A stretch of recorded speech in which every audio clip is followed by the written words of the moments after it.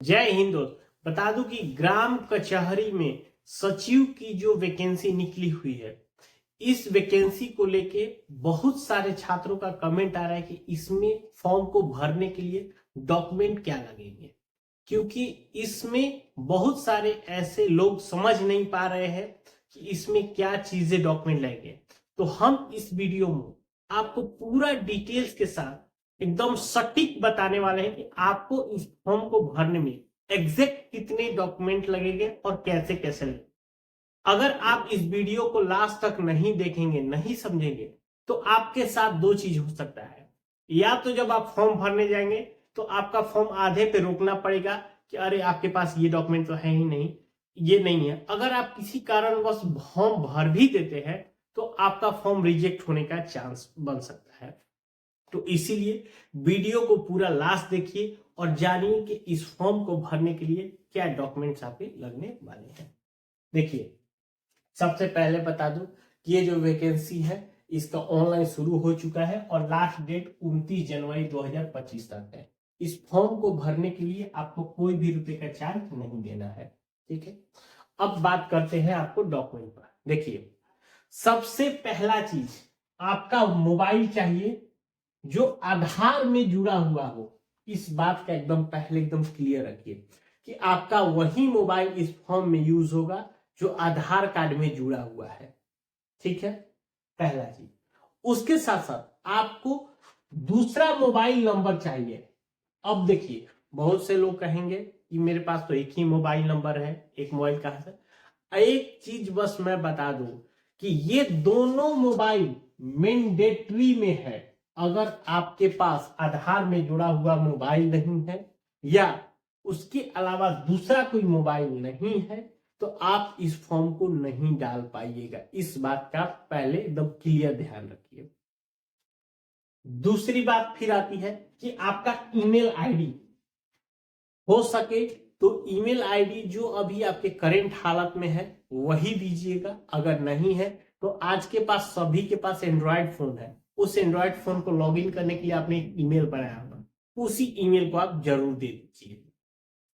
उसके बाद आपका आधार कार्ड।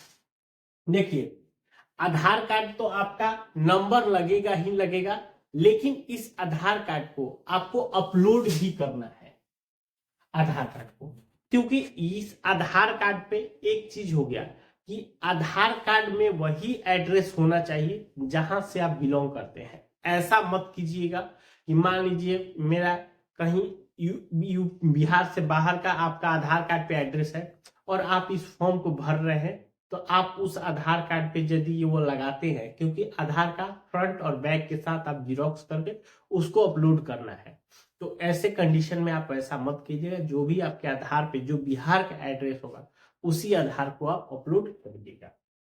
उसके बाद पैन कार्ड। ये पैन कार्ड भी आपका मैंडेटरी में है। अगर किसी के पास पैन कार्ड नहीं है तो वो इस फॉर्म को नहीं भर सकता है। इस बात का आप एकदम क्लियर समझ लीजिए, क्योंकि ज्यादातर बच्चे क्या होता है कि चलो पैन कार्ड बाद में बन जाएगा, या पैन कार्ड किसी के पास नहीं है तो वो इस फॉर्म में नहीं भर सकता है। आपको पैन कार्ड चाहिए ही चाहिए, एकदम एकदम क्लियर। उसके बाद शपथ प्रमाण पत्र। जो शपथ पत्र है, देखिए, शपथ पत्र का आपका डिस्क्रिप्शन बॉक्स में दिया हुआ है, वहां से आप शपथ डाउनलोड करना है। डाउनलोड करने के बाद आप अपने अनुमंडल पे या वहां पे नोटरी से आप उसको साइन कराएंगे। देखिए, ये जैसे किया हुआ है, ये देखिए आपको नोटरी के द्वारा साइन किया, मोहर किया हुआ, इसी तरह से आपको करवाना है और उस शपथ पत्र को आपको अपलोड करना है। एक बात ध्यान रखिएगा, जहां शपथ पत्र में एक जगह कैंडिडेट का साइन रहता है तो उस साइन को आप जरूर करिए। ऐसा नहीं कि कैंडिडेट साइन आप छोड़ दीजिएगा और उसके बाद विदाउट साइन के ही आप अपलोड मत करिए। बात का एकदम ध्यान रखिए। शपथ पत्र बहुत लोग होता है कि आपको नोटरी अपडेट आपको बना के दे देगा और लिख देगा कि यहाँ पे साइन कर दीजिएगा, बट बाई मिस्टेकली हो जाता है कि आपने वहां पे बिना साइन के ही आपको उसने वर्ड फॉर्म में डाल देते हैं तो वो आपका रद्द कर दिया जाएगा, उसको वैलिड नहीं माना जाएगा। इस बात का ध्यान रखिए। उसके बाद आ गया 10th का सर्टिफिकेट। ये बात ध्यान रखिएगा, 10th का मार्कशीट आपको नहीं देना है, आपको जो 10th पास होने के 1 साल बाद आपका जो ओरिजिनल सर्टिफिकेट मिलता है, जो पहले 3 साल बाद मिलता था, अब शायद 1 साल बाद वो मिलने लगा है, उसी सर्टिफिकेट को आपको अपलोड करना है। एकदम क्लियर रखिएगा कि 10th का आपको मार्कशीट नहीं अपलोड करना है, आपको उसका सर्टिफिकेट अपलोड करना है। उसके बाद 12th का मार्कशीट, देखिए अब बात आते हैं कि 12th का, जो 12th का आप भरेंगे तो उसका आपको सर्टिफिकेट नहीं अपलोड करना है, आपको मार्कशीट अपलोड करना है।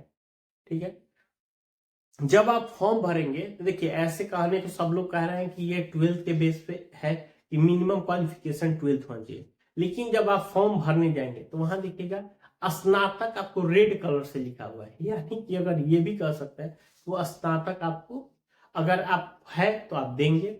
तो अगर यदि स्नातक का मतलब हुआ ग्रेजुएट, यदि आप ग्रेजुएट का वहां पे डिटेल डालते हैं तो ग्रेजुएट का मार्कशीट या सर्टिफिकेट दोनों में कोई अपलोड कर सकते हैं। तो मेरा यही सुझाव रहेगा कि जो ग्रेजुएशन का कीजिएगा आप उसका मार्कशीट कीजिएगा, क्योंकि जब आप फॉर्म भरेंगे तो उसमें लिखा हो कि आपने ग्रेजुएट कब पास किया, आपके कितने नंबर आए हैं, कितना परसेंटेज हुआ। तो इसी को वैलिडेट करने के लिए जो आप मार्कशीट अपलोड करेंगे उसी के तहत ये वैलिडेट हो जाएगा।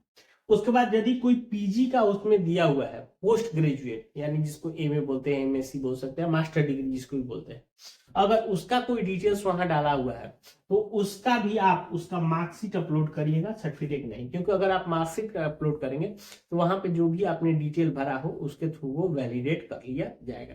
सर्टिफिकेट से क्या होता है कि सर्टिफिकेट का आपको ये हो गया कि आप पासिंग जरूर किए हैं, लेकिन आपने जो मार्क्स भरा है वो क्या मार्क्स सही भरा है या गलत भरा है, इसीलिए इस अगर मार्कशीट को अपलोड करते हैं तो आपको वहां से ये क्लियर हो जाएगा कि ये आपका मार्कशीट सही है।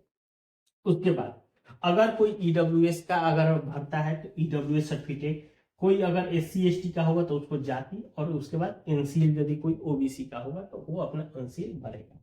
तो ये देखिए फिर से देख लीजिए, अगर नहीं होगा तो आप इसका एक फोटो ले लीजिए।